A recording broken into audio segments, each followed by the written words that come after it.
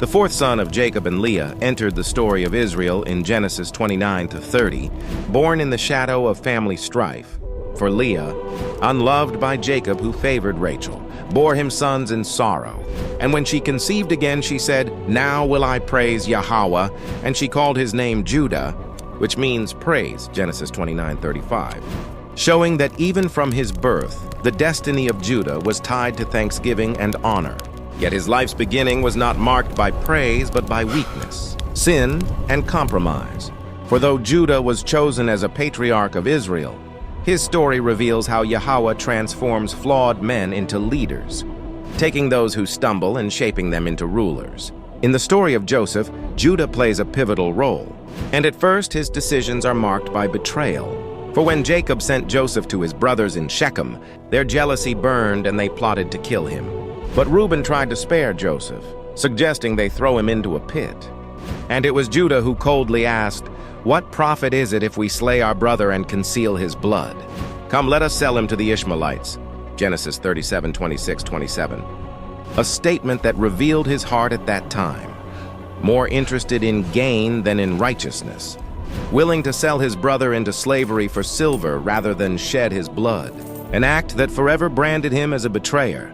And though his decision saved Joseph's life, it wounded Jacob, who mourned many years over a bloody coat, believing his beloved son was dead. Judah's life after this shows the fruit of compromise. For Genesis 38 records how he went down from his brothers, married a Canaanite woman, lost 2 sons to wickedness, and in shameful irony slept with Tamar, his daughter-in-law, thinking her a harlot, only to be confronted with his own sin when she proved more righteous than him. And this part of his story shows Judah as a deeply flawed man, broken, ashamed, and guilty. Yet Yahawah was not finished with him, for he was shaping Judah into something greater. Years later, when famine struck and the brothers stood in Egypt before Joseph, whom they did not recognize, the tables turned, and Joseph tested them by demanding that Benjamin remain as a slave.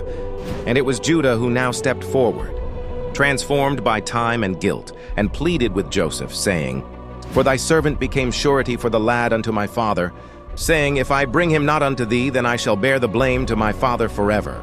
Now therefore, I pray thee, let thy servant abide instead of the lad a bondman to my lord, and let the lad go up with his brethren." Genesis 44:32-33. And here Judah, the betrayer, became Judah the intercessor, willing to give his own life for his brother's freedom, showing repentance, sacrifice, and love. And it was this transformation that revealed his leadership. For when Joseph saw this, he could no longer restrain himself, and he revealed his identity, reconciling the family. Because of this change, Jacob, on his deathbed, prophesied over Judah in Genesis 49:8-12, declaring, "Judah, thou art he whom thy brethren shall praise. Thy hand shall be in the neck of thine enemies. Thy father's children shall bow down before thee. Judah is a lion's whelp. The scepter shall not depart from Judah, nor a lawgiver from between his feet, until Shiloh come," a blessing that lifted Judah above his brothers, establishing his line as kingly and eternal. And the symbol given to him was the lion, fierce, bold, and unyielding.